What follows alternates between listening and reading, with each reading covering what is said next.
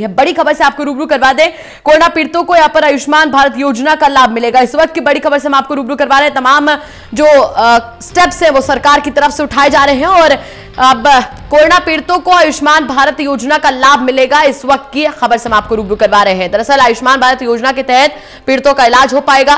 केंद्र सरकार ने आयुष्मान भारत योजना में यह पैकेज शामिल कर लिया है। इस वक्त की बड़ी खबर हम आपको बता रहे हैं, आयुष्मान भारत योजना का फायदा मिलेगा कोरोना पीड़ितों को और अपनी योजना में इस पैकेज को फिलहाल केंद्र सरकार ने शामिल कर लिया है। तो बड़ा कदम सरकार की तरफ से उठाया गया है।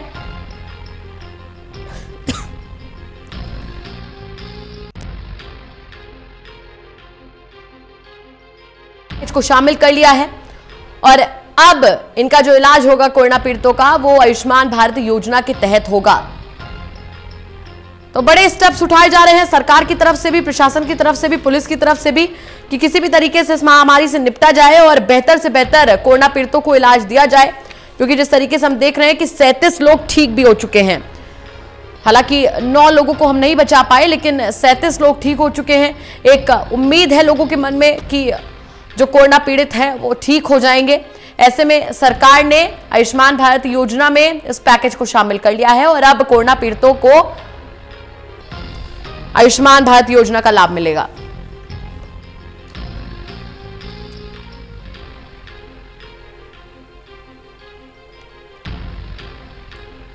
तो लगातार सरकार की तरफ से स्टेप्स उठाए जा रहे हैं ताकि लोगों को सहूलियत दी जा सके।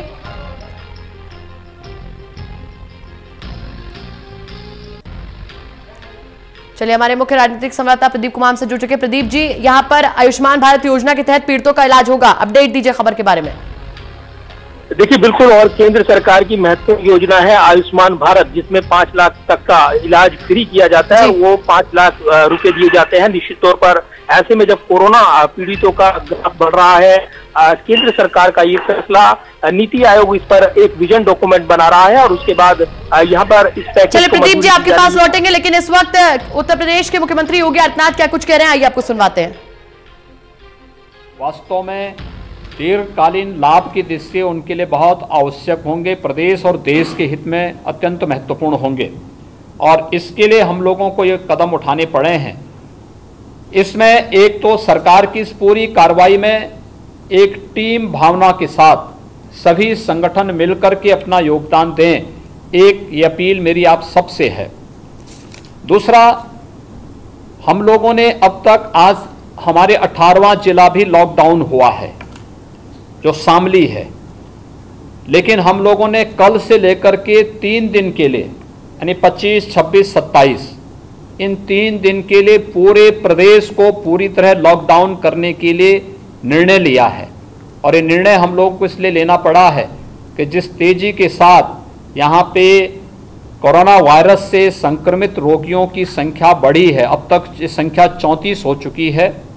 यद्यपि 11 रिकवर भी हुए हैं, लेकिन सावधानीवश 1 लाख से अधिक की संख्या जो पिछले 10 दिनों के अंदर आई है। आज जो शामली में पेशेंट पाया गया है, कोरोना पॉजिटिव पाया गया है, यह व्यक्ति सऊदी से 15 मार्च को आ चुका था और 15 मार्च के बाद आज उसमें कोरोना वायरस के सिम्टम पाए गए। इसी प्रकार से कल जौनपुर में जो पेशेंट आया था वह भी 14-15 मार्च को जौनपुर में बाहर से ही आया था, उसमें भी ये सिम्टम कल पाए गए। यानी बड़ी संख्या में लोग हो सकते हैं और उनके संपर्क में आने वाले जो लोग होंगे संख्या बहुत बड़ी हो सकती है। हम लोगों ने अब तक 2000 बेड आइसोलेशन के प्रदेश के अंदर अलग अलग सभी 75 जनपदों में इसके लिए तैयार किए थे। हमने इसलिए कल और आज में लग करके लगभग 11,000 बेड अतिरिक्त आइसोलेशन बेड हम लोगों ने प्रदेश के अंदर आइसोलेशन वार्ड के रूप में प्रदेश के अंदर सभी 75 जनपदों में तैयार करके रखे हुए हैं। सरकार के स्तर पर सारे कदम उठाए गए। हमने सभी अपने जो नेपाल से सटी हुई सीमा को पूरी तरह सील कर दिया है। बिहार, झारखंड, छत्तीसगढ़, मध्य प्रदेश, राजस्थान, हरियाणा, दिल्ली से सटी हुई अपनी पूरी सीमा को भी हम लोगों ने सील कर दिया है। इंटर स्टेट आवागमन को पूरी तरह रोक दिया है। प्रदेश के अंदर भी उत्तर प्रदेश परिवहन निगम की बसेज के आवागमन को हम लोगों ने अब पूरी तरह रोक करके जिलाधिकारियों को इस बात के लिए अधिकृत किया है कि जहां पर आवश्यक होगा वहां पर वह इस सेवा का उपयोग कर पाएंगे। शेष अन्य प्रकार की सेवाएं पूरी तरह सस्पेंड रहेंगी। ये प्रदेश के हित में उठाए जाने वाले वे कदम थे जो आवश्यक महसूस हो रहे थे और कोरोना वायरस की महामारी के प्रकोप को रोकने के लिए समयबद्ध ढंग से जो कदम उठाए गए हैं उस श्रेणी में जो कार्रवाई हमारे स्तर पर होनी है वह अत्यंत आवश्यक थी। मेरी आप सबसे अपील होगी, खासतौर पर व्यापारिक संगठनों से और दवा विक्रेता संघ से जुड़े हुए पदाधिकारियों से, एक हम लोग इस बारे में ध्यान दें कि कहीं कोई भीड़ इकट्ठी न होने पाए, क्योंकि कुछ क्षेत्रों में, जनपदों में प्रशासन के द्वारा ये व्यवस्था की जाएगी कि वहां पर संवेदनशील क्षेत्रों में वहां पर कर्फ्यू लगाने की नौबत भी आ सकती है। संवेदनशील क्षेत्रों में जिला प्रशासन को हम इस बात के लिए अधिकृत करेंगे कि जिलाधिकारी, पुलिस अधीक्षक और सीएमओ ये इन बातों को तय कर लेंगे कि कहां पर कर्फ्यू लगानी है, कहां पर हमें लॉकडाउन करके वहां पर ये व्यवस्थाएं देनी है। ये चीजें जिले स्तर पर भी ये चीजें हम लागू करेंगे और पूरी सख्ती के साथ आज दोपहर के बाद से विभिन्न जनपदों में ये कार्रवाई हमारी प्रारंभ होगी। जन सहभागिता के माध्यम से इस पूरी कार्रवाई को, क्योंकि 23 करोड़ जनता के स्वास्थ्य के साथ खिलवाड़ करने की छूट नहीं दी जानी चाहिए और इस पर हम सबका सहयोग अपेक्षित होगा। एक इस दिशा से आज सरकार ने ये कदम उठाए हैं और मैंने आवश्यक समझा है कि आप सबको इसके बारे में मैं अवगत कराऊं। दूसरा, जो चीजें हमारे सामने चीजें आ रही हैं, हम लोगों ने अपने परिवहन निगम की बसेज को रोका है, चाहे वह इंटरनेशनल और डोमेस्टिक फ्लाइट है, इसको पूरी तरह रोक दिया गया है। इंटर स्टेट कनेक्टिविटी को पूरी तरह रोका गया है, सीमाओं को पूरी तरह सील कर दिया गया है। लेकिन कुछ चीजों को हम लोगों ने अपनी छूट दी है, खासतौर पर जैसे आवश्यक वस्तुओं के लिए जो ट्रक सामान लेकर के आ रहे हैं, इनको आने की पूरी छूट होगी। लोकल स्तर पर जो चीजें आवश्यक वस्तु समाज यानी जो सोसाइटी के लिए, आम जनमानस के लिए आवश्यक हो, ये चीजें लाने वाले जो वाहन होंगे उनको इसकी छूट होगी। इसके अलावा एम्बुलेंसेज हैं, चाहे 108 है, 102 है, एडवांस लाइफ सपोर्ट एम्बुलेंसेज हैं। इसके साथ ही जो प्राइवेट एम्बुलेंस भी हम लोग इसके लिए ले सकते हैं और इस पर हम लोगों को पूरी तरीके से जनता को सहयोग करने की दिशा में ये कार्य होंगे। हम लोगों ने साथ ही प्रदेश के अंदर कुछ कमेटियां गठित की हैं और कमेटियों को इस रूप में गठित किया है। हर एक जनपद में मैं आप सबसे चाहूंगा कि आप भी, आपके स्तर पर भी इस प्रकार के ट्वीट हों, बयान आए कि भीड़ न लगाए जाए कहीं भी। और इस दृष्टि से हर एक स्तर पर सोसाइटी के से ही, समाज से ही इस प्रकार का आह्वान होना चाहिए कि जो लोग जहां हैं वे वहीं रहें। ऐसी स्थिति न आने पाए कि अगर कहीं कोई उद्योग बंद हो रहा है, कोई फैक्ट्री बंद हो रही है या कोई प्रतिष्ठान बंद हो रहा है तो लोग वहीं से स्टेशन के लिए निकल रहे हैं, लेकिन न रेल मिलेगी, न वहां पे बस मिलेगी, न एरोप्लेन मिलेगा, तो आप फंस जाएंगे। आह्वान होना चाहिए कि जहां है, अगर आप किसी किराए के मकान में रह रहे हैं तो वहीं पे रहिए, अगर आप छात्रावास में रह रहे हैं तो वहीं पे रहिए, आप किसी सरकारी आवास में रह रहे हैं तो वहीं रहिए, गांव जाने के चक्कर में ना पड़े।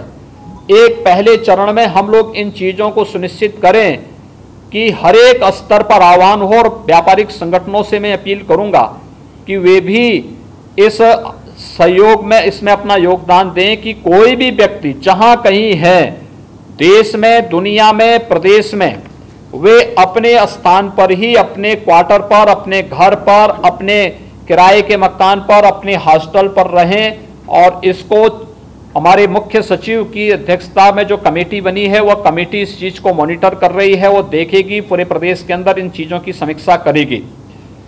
दूसरा, जो सहयोग इसमें हो सकता है वह हमारे कृषि उत्पादन आयुक्त के माध्यम से जिस कमेटी को मॉनिटर किया जाएगा वह एक कि सब्जी और दूध की आपूर्ति आवश्यक रूप से हर मोहल्ले में हो। सब्जी मंडी में भीड़ न लगे, डेयरी में भीड़ न लगे, दूध के स्टॉल हैं वहां भीड़ न लगे, एक समय में 2 से अधिक लोग इकट्ठे न होने पाए। इस दृष्टि से सब्जी के ठेले या सब्जी का वाहन हर मोहल्ले मोहल्ले जाकर के लोगों को सब्जी बेच सकें, वहां पर उपलब्ध करा सकें और सीमित संख्या में। ऐसा नहीं कि एक ट्रक जा रहा है तो पूरा ट्रक ही कोई एक परिवार खरीद रहा है, ये स्थिति नहीं होनी चाहिए। सीमित संख्या में ये चीज वहां पर उपलब्ध कराने की व्यवस्था। आवश्यक वस्तुओं की सप्लाई के लिए भी एक चेन बनाने के लिए कृषि उत्पादन आयुक्त से कहा गया है कि वे इसके बारे में सुनिश्चित करेंगे कि कृषि विभाग, खाद्य विभाग, मंडी समिति और इन सब के साथ इस बारे में इस बात को सुनिश्चित करेंगे कि ये सप्लाई चेन कहीं भी बाधित ना होने पाए, आवश्यक वस्तुओं की आपूर्ति हम लोग घर घर कर सकें, इस पर व्यवस्था करने की तैयारी। और ये चीजें बनी, लेकिन साथ साथ इस बात को भी ध्यान रखना कि सब्जी हैं, आवश्यक वस्तु हैं, इनके दाम अधिक न कोई लेने पाए। अगर कहीं पे कोई लेने का प्रयास करता है तो वहां पे हम आवश्यक वस्तु अधिनियम के अंतर्गत 3/7 का मुकदमा दर्ज करके फिर प्रभावी कार्रवाई करने की तैयारी वहां पर स्थानीय स्तर पर लोकल एडमिनिस्ट्रेशन को करना चाहिए। इसके बारे में भी एक कार्रवाई इन पर करने की इनके द्वारा व्यवस्था की जा रही है। इसके साथ ही आईडीसी के नेतृत्व में कमेटी इस बात को भी विचार करेगी। बहुत सारी जगह ऐसे होंगे जहां पर मेस नहीं चलते होंगे, जहां पे भोजन की व्यवस्था के बारे में कोई समस्या होगी तो वहां पे अपने युवक संगठनों के माध्यम से वॉलंटरी हम तैयार करें, वॉलंटियर्स तैयार करें और हर जनपद में सीडीओ की अध्यक्षता में भी ये वॉलंटियर्स तैयार हों। नेहरू युवा केंद्र के माध्यम से, युवक मंगल दल के माध्यम से, अन्य विभिन्न युवा संगठनों के माध्यम से उत्तर प्रदेश को यह सौभाग्य प्राप्त हुआ है कि 23वां अभी इस वर्ष हम लोगों ने जो नेशनल यूथ फेस्टिवल किया था वह उत्तर प्रदेश में ही 12 जनवरी से 16 जनवरी के बीच में किया था। हमारा जो ये यूथ है, यह यूथ वॉलंटियर्स के रूप में अगर कार्य देख सके तो स्वास्थ्य संबंधी प्रॉपर मेजर उठाते हुए उन सब लोगों को हम इसके बारे में तैयार करें जो घर घर यानी भीड़ न लगे लेकिन होम डिलीवरी दे सकें। इसके बारे में जनपद स्तर पर भी हम कई ग्रुप सिविल डिफेंस का भी इसमें सहयोग ले सकते हैं और प्रयास होना चाहिए कि सिविल डिफेंस में जिनकी उम्र 55 साल से अधिक न हो ऐसे लोग इसमें लिए जा सकते हैं, जो पूरी तरह स्वस्थ हो, उस प्रकार के लोगों का हम लोग सहयोग ले सकते हैं। मेरी व्यापारी बंधुओं से और दवा विक्रेता संघ से जुड़े हुए सभी पदाधिकारियों से अपील हो कि आवश्यक वस्तुओं की कहीं भी कालाबाजारी न होने पाए, जमाखोरी न होने पाए, अधिक दाम कोई न वसूलने पाए। इसके बारे में मैं आपका सहयोग चाहूंगा कि आपके द्वारा भी व्यापारी बंधुओं को, दवा विक्रेता संघ से जुड़े हुए लोगों का आह्वान होना चाहिए, अपील जारी होनी चाहिए कि ये चीज कहीं भी न हो, क्योंकि ये अमानवीय तो है ही, अनैतिक भी है और इस पर हम कहीं भी कोई ऐसी चीज न होने पाए जिससे कोई भी बाद में प्रशासन को कहीं पे कार्रवाई करनी पड़े। इसके लिए आवश्यक है कि हम लोग इसके बारे में ध्यान रखें। जो आवश्यक दवाइयां हैं, कल WHO ने भी और ICMR ने भी मलेरिया से संबंधित कुछ दवाओं को इसके लिए आवश्यक माना, लेकिन हम लोगों ने देखा कि मार्केट से दवा अचानक गायब कर दी गई। ये अच्छी स्थिति नहीं है और हम लोगों को इस बारे में ध्यान देना होगा, खासतौर पर दवाओं के बारे में, मास्क के बारे में, PPE के बारे में, ग्लव्स के बारे में। ये सभी आपूर्ति मार्केट में रहे। बंदी के दौरान आवश्यक सेवाएं बाधित नहीं होंगी। दवा की जो सामान्य थोक की दुकानें भले ही बंद होंगी, लेकिन रिटेल की दवाइयां प्रशासन जहां उचित समझता वहां पर खुली रहेंगे। लेकिन शेष अन्य चीजों को हम रोकेंगे, अन्य कार्रवाई को हम रोकेंगे, आवागमन को रोकेंगे। सरकारी कर्मचारियों को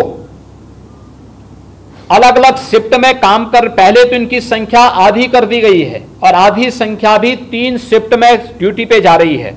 उनके पास जो अपने आई कार्ड होंगे उसका इस्तेमाल करके उनको जाने की सुविधा होगी, लेकिन अन्य लोगों के लिए प्रशासन पास जारी करेंगे और पास उतने ही जारी करेंगे जिससे कहीं भी कोई अव्यवस्था और अराजकता का माहौल न पैदा होने पाए। याद करें, एक समय में 2 से अधिक लोग एक स्थान पर कतई खड़े न होने पाए। एक मेरी अपील होगी, मैं भी वीसी में भी देख रहा हूं कि बड़ी मात्रा में लोग वीसी में भी मास्क लगा करके बैठे हैं। ये मास्क की आवश्यकता सबको नहीं है। आप हमारी इस बैठक में देखेंगे, इस बैठक में कोई भी व्यक्ति मास्क नहीं लगाया है। ये मास्क लगाने की हर एक को आवश्यकता नहीं है और मैं चाहूंगा कि मास्क जिसके लिए आवश्यक है वही लोग लगाएं, बाकी लोग न लगाएं, कतई न लगाएं, क्योंकि अनावश्यक रूप से स्थिति को और पैनिक करता है। जो लोग उसके साथ जुड़े हैं, सुविधा के साथ जुड़े हैं, जो लोग ट्रैवलिंग के साथ जुड़े हैं, जो लोग वहां पर हॉस्पिटल के साथ जुड़े हुए हैं, जो लोग ट्रांसपोर्टेशन के साथ जुड़े हुए हैं, वे लोग तो लगाएं। जिनके संपर्क में इस प्रकार के लोगों को आने की आवश्यकता, वे लोग तो लगा सकते हैं, लेकिन हर व्यक्ति इस प्रकार का मास्क लगा करके चले, मुझे लगता है उचित नहीं होगा। और इसके लिए आवश्यक होता, बहुत ऐसी स्थिति पैदा होती है तो उन स्थितियों में हम एक रुमाल को, साफ सुथरे कपड़े को 4 फोल्ड करके, 3 फोल्ड करके उसी को मुंह पे बांध सकते हैं। उसके लिए मास्क की आवश्यकता बहुत नहीं पड़ेगी। ये चीजें हम लोग इसके बारे में ध्यान रखें। भीड़ भाड़ कतई न हो। और अपील ये करूंगा कि जितने भी हमारे औद्योगिक संस्थान हैं, व्यापारिक संस्थान हैं, या फिर निजी क्षेत्र के हों, सार्वजनिक क्षेत्र के हों, अर्ध सरकारी क्षेत्र के हों, विद्यालय हों, कॉलेजेज हों, टेक्निकल इंस्टीट्यूशंस हों, उद्योग हों, इनमें कार्यरत जो भी श्रमिक होगा, जो भी कर्मी होगा, जितने दिन की ये छुट्टी कोरोना वायरस के कारण हो रही है, इन्हें लीव विद सैलरी देने की व्यवस्था होगी। उन सबको ये व्यवस्था की जानी चाहिए जिससे किसी का परिवार भूखा रहने की नौबत उसके सामने ना आने पाए, क्योंकि ये मानवीय संवेदना का पक्ष है और इसका हम पालन अवश्य करवाएं। इसके बारे में मेरी एक अपील हर एक जनपद में होगी। हम लोगों ने इसके अलावा और भी अन्य कदम उठाए हैं, जैसे पटरी व्यवसायियों के लिए, रेड़ी खोमचा अन्य लगाने वालों के लिए भी हम लोगों ने एक व्यवस्था यहां पर लगाने की तैयारी की है। और उन लोगों के लिए हम लोगों ने तात्कालिक रूप से एक भरण पोषण भत्ता की व्यवस्था उनके लिए की है। हम लोग प्रदेश के अंदर 1,65,31,000 से अधिक परिवारों को 20 किलो गेहूं, 15 किलो चावल निःशुल्क उपलब्ध कराने की तैयारी कर रहे हैं। हम लोग 35 लाख से अधिक निर्माण श्रमिकों को, ठेला खोमचा, रेड़ी, पटरी व्यवसायी, पल्लेदार और रिक्शा, ई रिक्शा चालकों को, इनके संचालकों को 1,000 रुपये का भत्ता उपलब्ध कराने की व्यवस्था तात्कालिक रूप से करने जा रहे हैं। उनके अकाउंट में सीधे पैसा दिया जाएगा। और इसलिए मैं अपील करूंगा कि जहां भी प्रतिदिन कमाने वाले जो भी कर्मी हैं, अगर इस दौरान, बंदी के दौरान उनकी छुट्टी होती है तो उस छुट्टी को उनके कार्य दिवस के रूप में गिना जाना चाहिए और उस दौरान उनको निश्चित जो मानदेय है वह उन्हें मिलते रहना चाहिए। ये व्यवस्था हम लोग पूरे प्रदेश के अंदर करेंगे। हम लोगों के द्वारा जो सावधानी इस दौरान बरती जाएगी, ये सावधानी 23 करोड़ जनता के साथ साथ देश की 130 करोड़ जनता के स्वस्थ और सुरक्षित होने का एकमात्र रास्ता है। और इसलिए इतनी बड़ी आबादी के स्वस्थ और सुरक्षित होने के लिए हम लोगों को इस दौरान इस प्रकार के कदम उठाने पड़ रहे हैं। और मैं चाहूंगा कि हमारे व्यापारिक संगठनों के लोग, हमारे सामाजिक संगठनों के लोग और भी अन्य जितने भी सामाजिक संगठन है, व्यापारिक संगठन है, दवा विक्रेता संघ से जुड़े हुए लोग हैं, उनसे मेरी अपील होगी कि शासन के द्वारा जो लॉकडाउन, जो ये जनता कर्फ्यू की कार्रवाई को आगे बढ़ाया जा रहा है, इसमें आप सबकी सहभागिता आवश्यक है, सड़कों पर न निकलें, हम अपने घरों में रहें, घरों से अपील जारी करें, सोशल मीडिया के माध्यम से अपील जारी करें, फेक न्यूज न दें। फेक न्यूज पर हमने वैश्विक महामारी कोरोना को एपिडेमिक एक्ट के अंतर्गत कवर किया है और इसलिए एपिडेमिक एक्ट के अंतर्गत ऐसा न हो फेक न्यूज और गुमराह करने वाली किसी भी जानकारी में एफआईआर लॉन्च होने की नौबत आए। ऐसा न हो, लोगों को बताने की आवश्यकता, गलत सूचना कोई न दे, सही जानकारी लें। किसी को सहायता की आवश्यकता है, सीएम हेल्पलाइन है, आईजीआरएस का पोर्टल है, हमने पुलिस के पीआरबी 112 को इसके लिए उपलब्ध कराया है, स्वास्थ्य विभाग ने हेल्पलाइन जारी की है, इसके साथ ही 108, 102 की और एएलएस की एम्बुलेंस सेवाएं भी मौजूद हैं। ये सब मौजूद होने के कारण हम लोग इन सभी में अपनी सहभागिता सुनिश्चित करेंगे तो एक बड़ी महामारी को हम लोग रोकने में सफल हो जाएंगे और प्रधानमंत्री मोदी जी के नेतृत्व में कोरोना को परास्त करने के लिए जो एक अभियान प्रारंभ हुआ है, आज रात्रि को 8 बजे फिर से आदरणीय प्रधानमंत्री जी का देश पूरे राष्ट्र के नाम एक नया संबोधन फिर से होने जा रहा है। आपने देखा होगा अभी पिछले सप्ताह ही प्रधानमंत्री जी ने संबोधन दिया है, फिर से उनका मार्गदर्शन आज फिर प्राप्त होगा। हम आदरणीय प्रधानमंत्री जी का मार्गदर्शन लें और उसको पूरी तरीके से फॉलो करने की कार्रवाई करेंगे। यही अपील मेरी आप सभी व्यापारिक संगठनों के पदाधिकारियों से, दवा विक्रेता संघ के जुड़े हुए सभी पदाधिकारियों से और आप सभी बंधुगण से है कि एक कहीं भी कोई जमाखोरी, कालाबाजारी, अधिक दाम लेने की शिकायत ना आने पाए, इसके लिए अवेयरनेस करने, आपके स्तर पर अवेयरनेस पैदा हो, किसी भी आवश्यक वस्तु की कमी मार्केट में न पड़े, इसके लिए आपके सहयोग की आवश्यकता है। किसी भी आवश्यक दवा की आपूर्ति बाधित न होने पाए, इस दृष्टि से आप लोग अपने स्तर पर उस चेन को मेंटेन करने की व्यवस्था करें। मास्क है, पीपीई है, ग्लव्स हैं, सैनिटाइजर है, ये मार्केट से एकाएक गायब न हो और ज्यादा दाम पर न बिके। जो उसका एमआरपी है उससे अधिक दाम कोई कतई न लें। इसके लिए आप सब अवेयर होकर के सभी लोगों को फोन के माध्यम से या अपने जो भी आवश्यक माध्यमों का उसके माध्यम से अवगत करा करके इस कार्रवाई को आगे बढ़ाएंगे तो वास्तव में मानवता की एक बहुत बड़ी सेवा ये होगी और कोरोना वायरस को परास्त करने के लिए देश की इस लड़ाई में हम सब का भी योगदान होगा। और मैं इस बात को कह सकता हूं कि आदरणीय प्रधानमंत्री जी के नेतृत्व में हम लोगों ने कोरोना को परास्त करने की जिस लड़ाई को आगे बढ़ाया है, हम विश्वास के साथ कह सकते हैं कि कोरोना वायरस परास्त होगा, भारत अवश्य जीतेगा। भारत की अब तक की कार्रवाई को दुनिया ने बहुत अच्छी सराहना दी है। WHO ने भी, UNO ने भी और अन्य वैश्विक संगठनों ने भारत की इस कार्रवाई को पूरी तरह समर्थन किया है और मैं चाहूंगा कि हम सब इस मुहिम का हिस्सा बने और कोरोना को पूरी तरह परास्त करने के लिए जो भी तात्कालिक जो थोड़े बहुत कठिनाई हो सकती है, इसको हम एक उज्जवल और स्वस्थ और सुरक्षित भविष्य के लिए हम तात्कालिक रूप से स्वीकार करें। ये मेरी आप सब से अपील थी और आप सब जिला प्रशासन के साथ मिलकर के इस कार्यक्रम को आगे बढ़ाने में अपना योगदान देंगे। ये मुझे आप सब से अपील करनी थी। हम लोगों ने एक तीसरी कमेटी गठित की है, वह आईडीसी की नेतृत्व में औद्योगिक विकास आयुक्त की अध्यक्षता में गठित की है, जो विभिन्न उद्योगों के और अन्य प्रतिष्ठानों में या सरकारी, अर्ध सरकारी और निजी क्षेत्र में कार्य करने वाले कर्मियों के बारे में जो देखेगी, जो वहां पर जिस दौरान ये प्रतिष्ठान बंद रहेंगे, श्रमिकों को काम नहीं मिलेगा, कार्मिकों को काम नहीं मिलेगा, उस दौरान उन्हें सवेतन अवकाश उपलब्ध कराने की व्यवस्था सुनिश्चित करेगी। और चौथी कमेटी अपर मुख्य सचिव गृह की अध्यक्षता में है।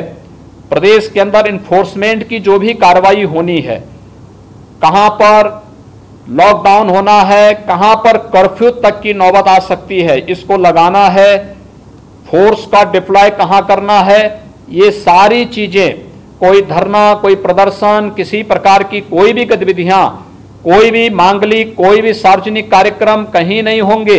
ये सब बातें इनको एसीएस होम की अध्यक्षता की कमेटी सुनिश्चित करेगी। ये 4 कमेटी प्रदेश के अंदर कार्य करना प्रारंभ कर दी हैं और मैं चाहूंगा कि प्रदेश सरकार ने जो कदम उठाए हैं इसमें आप सब व्यापारिक संगठनों का, दवा विक्रेता संघ से जुड़े हुए संगठनों का भी योगदान प्राप्त होगा। इसी के लिए मैंने आप सबको कष्ट दिया है। मैं आप सबको एक बार फिर से हृदय से धन्यवाद देता हूं और विश्वास व्यक्त करता हूं कि आप सब शालीनता के साथ जाकर के अपने टेलीफोन के माध्यम से, अपने स्मार्टफोन के माध्यम से या अपने व्हाट्सएप ग्रुप या सोशल मीडिया में जो भी आपके माध्यम होंगे जुड़ने के, उनके माध्यम का इस्तेमाल करते हुए पहले प्रदेश के व्यापारी और दवा विक्रेता संघ के जुड़े हुए सभी सदस्यों को और फिर देश के अंदर और दुनिया के अंदर जहां कहीं भी कोई प्रदेशवासी रहता है उन सब से भी अपील करेंगे कि वैश्विक महामारी को रोकने के लिए हम सब मिलकर के इस लड़ाई का हिस्सा बने। जो जहां है वहीं रहे, मार्केट में आवश्यक वस्तु और दवा की आपूर्ति बाधित न होने पाए, इसकी आपूर्ति निरंतर बनी रहे। आप इसके बारे में अपने स्तर पर प्रयास करें और प्रशासन का सहयोग जिस भी स्तर पर आपको चाहिए होगा, डिस्ट्रिक्ट एडमिनिस्ट्रेशन इस बात को सदैव आपके साथ संवाद बनाकर के इस कार्यक्रम को आगे बढ़ाएगा। ये मैंने एक आप सब से मुझे अपील करनी थी। इसके लिए मैंने दवा विक्रेता संघ और व्यापार मंडल के पदाधिकारियों को आमंत्रित किया है। वे लोग इसके बाद जाएंगे। हम लोग बाकी अन्य जो हमारे प्रशासनिक और पुलिस के अधिकारीगण होंगे, विभिन्न विभागों अधिकारीगण होंगे, उनके साथ हमारी एक वीसी अलग से होगी। मुझे आप सब, मैं सबका हृदय से धन्यवाद करता हूं। बहुत बहुत धन्यवाद जी।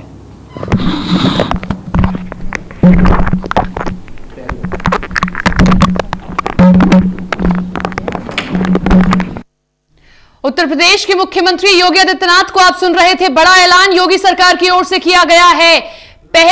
सबसे पहले ये सरकार बनी है जिसने सभी श्रमिकों के खाते में 1000 रुपए डाल दिए हैं, यानी कि जो सरकारी कर्मचारी है उनका हक नहीं मारा जाएगा, उनको मासिक वेतन दिया जाएगा और छुट्टी के दौरान भी उनको मासिक वेतन दिया जाएगा। इसी के साथ में उन्होंने कई अहम सुझाव भी दिए हैं कि सभी मास्क ना लगाएं और इसी के साथ में आप लोग स्टॉक इकट्ठा ना करें क्योंकि आपूर्ति नहीं होने दी जाएगी, ऐसा आश्वासन योगी सरकार की ओर से दिया गया है। वीडियो कॉन्फ्रेंसिंग के जरिए सभी से बातचीत की गई। इसी के साथ में यह भी कहा गया कि सभी दवा विक्रेताओं और व्यापारियों से भी बातचीत की जाएगी ताकि स्टॉक इकट्ठा ना होने पाए, कालाबाजारी ना हो।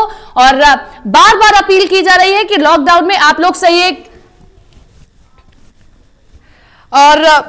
सहयोग आप लोग लॉकडाउन में करें, यानी कि हम लोग अब स्टॉक इकट्ठा नहीं होने देंगे। पैनिक होने की जरूरत नहीं है। योगी सरकार का साफ तौर पर ऐलान, पैनिक होने की जरूरत नहीं है। ऐसा नहीं होने देंगे कि किसी के पास तक भी राशन ना पहुंचे या कोई परेशान हो।